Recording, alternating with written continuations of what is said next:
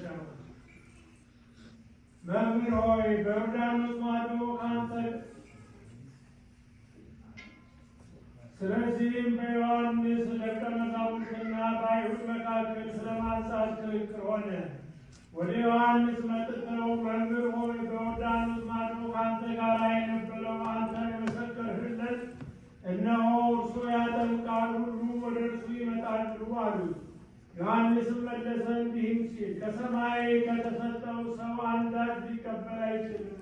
እናንተ እኔ ክርስቶስ አይደለሁም፣ ነገር ግን ከእርሱ በፊት ተልኬአለሁ እንዳሉ ራሳችሁ ትመሰክሩልኛላችሁ።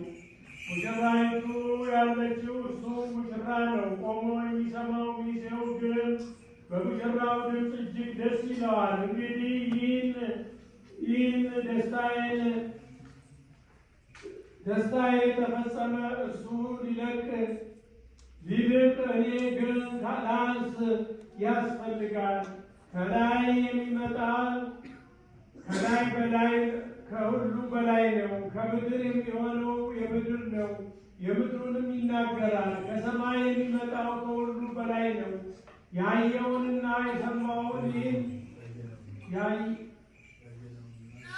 ያየነውንና የሰማነውን ይህን ይመሰክራል። ምስክሩንም የሚቀበለው የለም። ምስክሩን የተቀበለ እግዚአብሔር እውነተኛ እንደሆነ አስተነ። እግዚአብሔር የእግዚአብሔርን ቃል ይናገራልና።